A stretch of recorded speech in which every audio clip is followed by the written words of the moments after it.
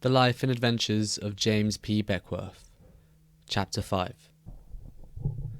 Not finding any game for a number of days, we again felt alarmed for our safety. The snow was deep on the ground, and our poor horses could obtain no food but the boughs and bark of the cottonwood trees. Still we pushed forward, seeking to advance as far as possible, in order to open trade with the Indians and occupy ourselves in trapping during the finish of the season. We were again put upon reduced rations, 1 pint of beans per day, being the allowance to a mess of 4 men, with other articles in proportion. Here I had a serious difficulty with our general, which arose in the following manner. The general desired me to shoe his horse, which I cheerfully proceeded to do. I had finished setting 3 shoes, and had yet 1 nail to drive in the 4th, when, about to drive the last nail, the horse, which had been very restless during the whole time, withdrew his foot from me. My patience becoming exhausted, I applied the hammer several times to his belly, which is the usual punishment inflicted by blacksmiths upon unruly horses. The general, who was standing near, flew into violent rage, and poured his curses thick and fast upon me. Feeling hurt at such language from the lips of a man whom I had treated like my own brother, I retorted, reminding him of the many obligations he owed me. I told him that his language to me was harsh and unmerited, that I had thus far served him faithfully, that I had done for him what no other man would do, periling my life for him on several occasions, that I had been successful in killing game when his men were in a state of starvation, and, warming at the recapitulation, I added, "There is 1 more nail to drive, General, to finish shoeing that horse, which you may drive for yourself, or let go undriven, for I will see you dead before I will lift another finger to serve you." But little more was said on either side at that time. The next morning the general gave orders to pack up and move on. He showed me a worn-out horse, which he ordered me to pack and drive along. I very well knew that the horse could not travel far, even without a pack. Still, influenced by the harsh language the general had addressed to me on the previous day, I said, "General, I will pack the horse, but I wish you to understand that whenever he gives out, there I leave him, horse and pack. Obey my orders, and let me have none of your insolence, sir," said the general. I was satisfied this was imposed upon me for punishment. I, however, packed the horse with 2 pigs of lead and sundry small articles, and drove him along in the rear, the others having started a considerable time previous. The poor animal struggled on for about a mile, and then fell groaning under his burden. I unpacked him, assisted him to rise, and repacking him, drove him on again in the trail that the others had left in the snow. Proceeding 1/2 mile farther, he fell again. I went through the same ceremony as before. He advanced a few yards, and fell a 3rd time. Feeling mad at the general for imposing such a task upon me, my hands tingling with the cold through handling the snowy pack ropes, I seized my hammer from the pack, and, striking with all my power, it penetrated the poor animal's skull. "There," said I, "take that. I only wish you were General Ashley." "You do you?" said a voice from the bushes on the side of the trail. I knew well the voice. It was the general himself, and another volley of curses descended uninterruptedly upon my head. I was not the man to flinch. "What I said, I meant," I exclaimed, "and it makes no odds whether you heard it or not. You are an infernal scoundrel, and I'll shoot you." And, suiting the action to the word, he cocked his piece and levelled it. I cocked my rifle and presented it also, and then we stood at bay, looking at each other direct in the eye. "General," I at length said, "you have addressed language to me which I allow no man to use, and unless you retract that last epithet, You or I must surely die. He said finally, I will acknowledge that it was the language which never should be used to a man, but when I am angry, I am apt to speak hastily. But, he added, I will make you suffer for this. Not in your service, General, I replied. You can take your horse now, and do what you please with him. I am going to return to St. Louis. The General almost smiled at the idea. You will play on going back to St. Louis, said he, when in truth you are afraid of being killed by the Indians, through being left too far behind with that horse. I left General, horse and pack, and started on to overtake the advance company, in order to get my saddlebags before leaving them. Approaching the party, I advanced to Fitzpatrick, in whose possession they were, and addressed him. Hold up, Fitzpatrick. Give me my saddlebags. I am going to leave you and return to St. Louis. What? He exclaimed. Have you had more words with the General? Yes, I replied. Words that will never be forgiven by me, at least in this life. I am bound to return. Well, said he, wait till we encamp, a few 100 yards ahead. Your things are in the pack. When we stop you can get them. I accompanied them until they were encamped. Then, taking my goods from the pack, I was getting ready to return when the General came up. Seeing me about to carry my threat into execution, he addressed me. Jim, you have ammunition belonging to me. You cannot take that with you. Luckily, I had plenty of my own, so I delivered up all my possession belonging to him. Sir, said I, as fortune has favoured me with plenty, I deliver up yours, but if I had none of my own, I would have retained a portion of yours or died in the attempt. And it seems to me that you must have a very small soul to see a man turned adrift without anything to protect him against hostile savages, or procure him necessary food in traversing this wide wilderness. He then said no more to me, but called Fitzpatrick, and requested him to dissuade me from leaving.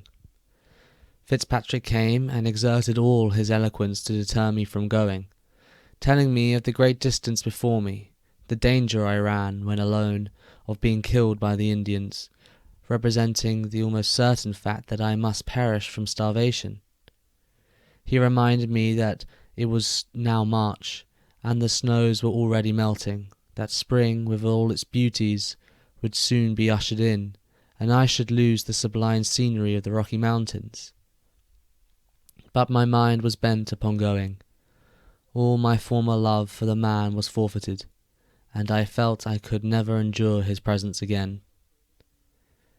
Fitzpatrick's mission having failed, the General sent a French boy to intercede, toward whom I felt great attachment. He was named Baptiste La Jeunesse, and was about 17 years of age. I had many times protected this lad from the abuse of his countrymen, and had fought several battles on his account, for which reason he naturally fled to me for protection, and had grown to regard me in the light of a father. When this boy saw that I was in earnest about leaving, fearing that all attempts at persuasion would be useless, he hung his nether lip, and appeared perfectly disconsolate. The General, calling this lad to him, desired him to come to me and persuade me from the notion of leaving.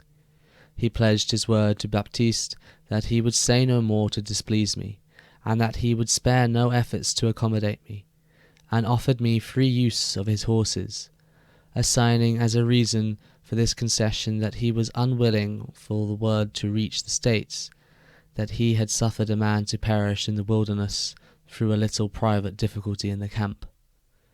At this moment Lepont represented himself, manifesting by his appearance that he had something of importance to commute. General, said he, more than half the men are determined to leave with Beckwourth. They are now taking ammunition from the sacks and hiding it about. What is to be done? I will do the best I can. Then, turning to the lad, he said, I took Jim's ammunition, thinking to deter him from going. Had he insisted upon going, I should have furnished him with plenty. Go now, he added, and tell him I want him to stay, but if he insists upon going, to take whatever he needs. Baptiste left the group, which surrounded the general, and made his way to me, with his head inclined. Mon frère, said the lad, addressing me as I sat, the general talk much good. He wants you to stay. I tell him you no stay. That you en colère. I tell him if mon frère go, by Dieu, I go too.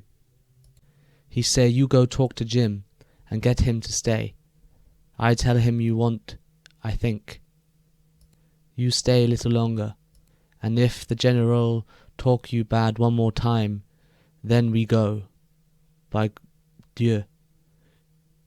You take one good horse, me take one good horse too. We carry our blanket, we take some viande, and some poudre dans le vivre. We go now, we take nothing, then we die. I knew that the boy gave good advice, and, foregoing my former resolve, I concluded to remain. My decision was quickly communicated to the whole camp, and the hidden parcels of ammunition were restored to their proper places. The storm in the camp ceased, and all were ready to proceed. I have heard scores of emigrants, when stopping with me in my hermitage in Beckwourth Valley, California, relate their hairbreadth escapes from Indians, and various hardships endured in their passage across the plains. They would dwell upon their perilous nights when standing guard, their encounters with Indians, or some daring exploit with a buffalo.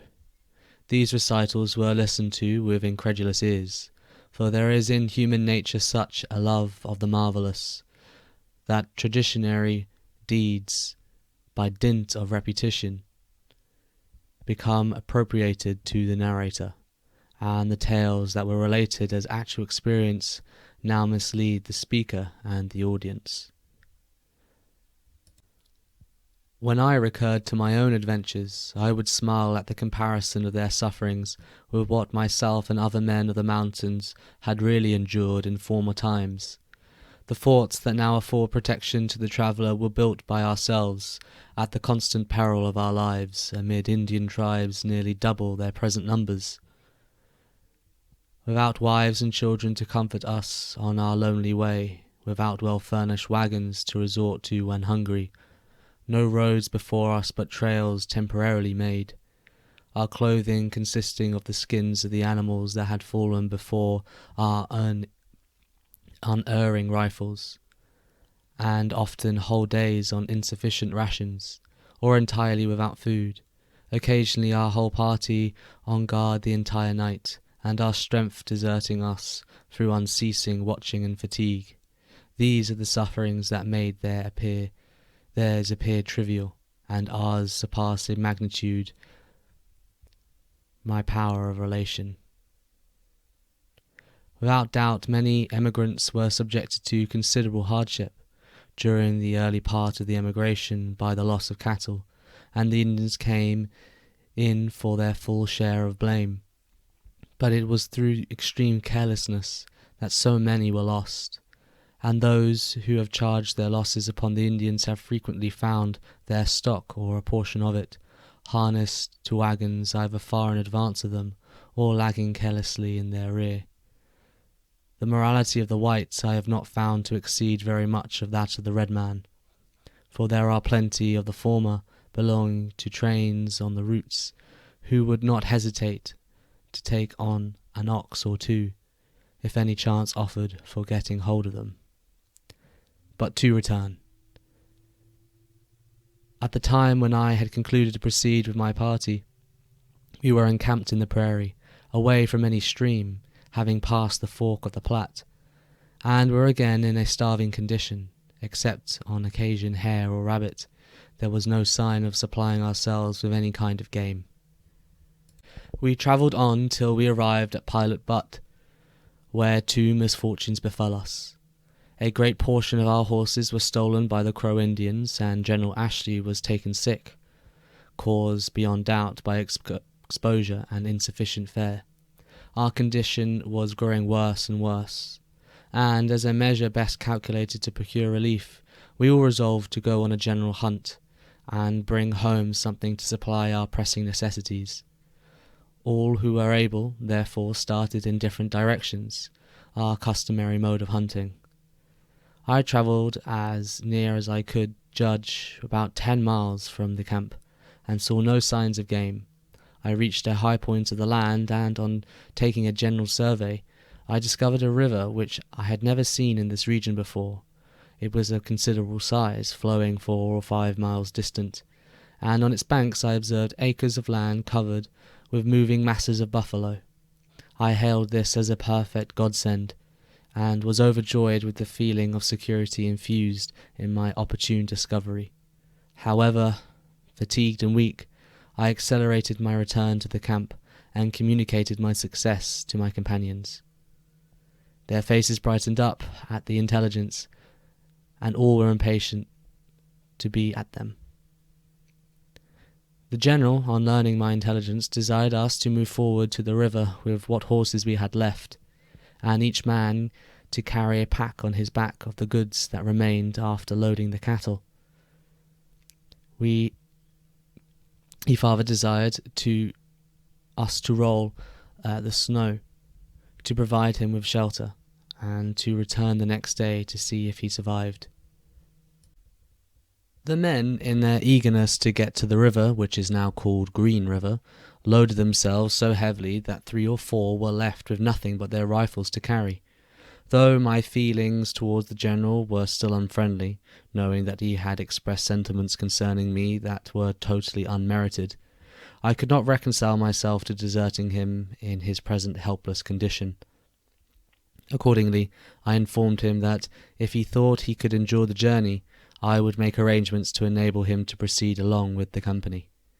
He appeared charmed with the magnanimity of the proposal, and declared his willingness to endure anything in reason. His consent obtained, I prepared a light litter, and with the assistance of 2 of the unladen men, placed him upon it in the earliest position possible. Then, attaching 2 straps to the ends of the litter bars, we threw them over our shoulders, and taking the bars in our hands, hoisted our burden, and proceeded with all the ease imaginable. Our rifles were carried by the 3rd man. The anxiety of the general to remain with us prevented his giving utterance to the least complaint, and we all arrived in good season on the banks of Green River. We were rejoiced to find that our companions who preceded us had killed a fine buffalo, and we abandoned ourselves that evening to a general spirit of rejoicing. Our leader, in a few days, entirely recovered, and we were thus, by the forethought in bringing him with us, spared the labour of a return journey. We all feasted ourselves to our heart's content upon the delicious, coarse-grained flesh of the buffalo, of which there was an unlimited supply. There were, besides, plenty of wild geese and teal ducks on the river. The latter, however, I very seldom venture to kill. One day several of us were hunting buffalo, the general, who, by the way, was a very good shot, being among the number. The snow had blown from the level prairie, and the wind had drifted it in deep masses over the margins of the small hills, through which the buffalo had made trails, just wide enough to admit one at a time. These snow trails had become quite deep, like all snow trails in the spring of the year, thus affording us a fine opportunity for lurking in one trail and shooting a buffalo in another. The general had wounded a bull, which, smarting with pain, made a furious plunge at his assailant, burying him in the snow with a thrust from his savage-looking head and horns. I, seeing the danger in which he was placed, sent a ball into the beast just behind the shoulder, instantly dropping him dead. The general was rescued from almost certain death, having received only a few scratches in the adventure. After remaining in camp for 4 or 5 days, the general resolved upon dividing our party into detachments of 4 or 5 men each, and sending upon different routes in order that the better to accomplish the object of our perilous journey, which was the collecting of all the beaver skins possible while the fur was yet available. Accordingly, we constructed several boats of buffalo hides for the general purpose of descending the river and proceeding along any of the tributaries that might lie in our way. One of our boats being finished and launched, the general sprang into it to test its capacity. The boat was made by a fast, slender string, which, snapping with a sudden jerk, the boat was drawn into the current and drifted away, general and all, in the direction of the opposite shore. It will be necessary, before I proceed farther, to give the reader a description, in as concise manner as possible, of this Green River suck. We were encamped, as we had discovered during our frequent excursions, at the head of a great fall of the Green River, where it passes through the Utah Mountains. The current at a small distance from our camp became exceedingly rapid, and drew toward the center from each shore. This place we named the Suck. This fall continued for 6 or 8 miles, making a sheer descent in the entire distance of upward of 250 feet. The river was filled with rocks and ledges, and frequent sharp curves, having high mountains and perpendicular cliffs on either side. Below our camp, the river passed through a canyon, or cañon as it is usually written. A deep river passed through a bluff or mountain, which continued below the fall to a distance of 25 or 30 miles. Wherever there was an eddy or a growth of willows, there was sure to be found a beaver lodge, the cunning creatures having selected that secluded and, as they doubtless considered, inaccessible spot to conceal themselves from the watchful eye of the trapper. To return to the general. His frail bark, having reached the opposite shore, encountered a ledge of rocks, and had hardly touched when, by the action of the rolling current, it was capsized, and he was thrown struggling into the water. As Providence would have it, he reached the bluff on the opposite side, and holding on to the crevices in the high and perpendicular cliff, sung out lustily for assistance. Not a moment was to be lost. Someone must attempt to save him, for he could not hold his position in such cold water for long.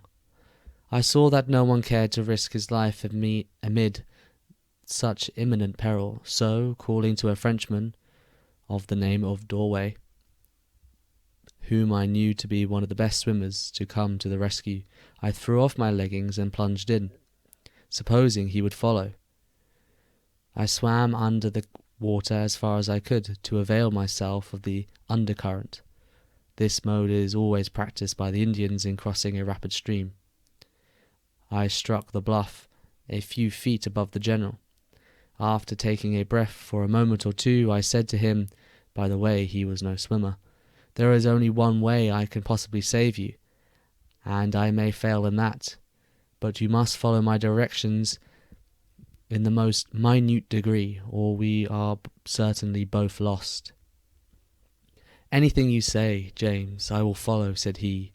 "Then," I continued, "when I float down to you, place your hands on my shoulder, and do not take hold of my neck. Then, when I give you the word, kick out with all your might, and we may possibly get across." I then let myself down to the general, who was clinging to the rocks like a swallow. He did as I had directed, and I started, he kicking in my rear like a stern wheel of a propeller, until I was obliged to bid him to desist, for, with such double propelling power as we produced, I could not keep my mouth out of the water. We swam to within a few yards of the opposite shore, where the main stuck caught us, and my strength becoming exhausted, we began slowly to recede from the shore toward the inevitable death. At this moment Fitzpatrick thrust a long pole towards us, to the end of which he attached a rope, which the party on shore retained possession of. I seized the pole with a death grip, and we were hauled out of our perilous situation. A few moments' delay, and the world had seen the last of us. After this rescue, the General remarked to Fitzpatrick, "That Beckwourth is surely one of the most singular men I ever met. I do not know what to think of him. He never speaks to me except when absolutely unavoidable. Still, he is the first and only man to encounter peril on my behalf. 3 times he has now saved my life, when not another man attempted to succour me. He is a problem I cannot possibly solve." Agreeably to previous arrangement, on the following morning our company proposed to disperse in different directions. While preparing to leave our comfortable camp to take our chances in the mountains, I, happening to be out among the stock, the General inquired for me, and I was pointed out to him where I stood. "He is a singular being," he exclaimed. "He knows we are about to separate, yet he does not trouble himself to come and bid me good-bye. I must go to him." Approaching me, he said, "James, we are now about to part. These toilsome enterprises in the mountains are extremely hazardous. Although I hope to see you again, perhaps we may never meet more. I am under great obligations to you. You have several times rescued me from certain death, and, by your skill in hunting, you have done great service to my camp.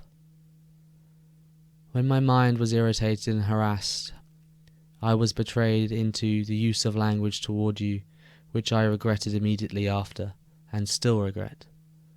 I wish you to forgive me, and desire to part in friendship. So long as you continue to use the same precaution you have hitherto used, I can securely hope you will escape all accident, and look forward to meeting you again under more auspicious circumstances." And he concluded by bidding me good-bye. I bade him good-bye, and we separated. Previous to this, and after his rescue from the suck, he mentioned to Fitzpatrick that I ought to have led a party, and that he believed I was capable as any one in the company for it. Fitzpatrick told him he did not believe I would accept the responsibility. The General bade him ask me. He came and communicated to me our General's wish, and asked me if I would take the leadership of one of our detached parties. I declined the offer, assigning as my reason that I was too young to undertake the responsibilities of the charge, that this was my first trip to the mountains, and I had but little experience in trapping, and that there were older men better qualified for the duty. The leadership of the party of a fur company is a very responsible post, placed similarly to a captain of a whaling vessel, where all depends upon his success. If a captain is fortunate and returns from a profitable voyage, of course, in the eyes of the owners he is a first-rate officer, and stands well for the future. But if he has experienced unusual hardships and returns more or less unsuccessful, he is disgraced in his command, and is thrust aside for a more fortunate man. It is just similar with trappers in the mountains. Whatever is their fortune, good or bad, the leader is the person on whom the praise or blame falls.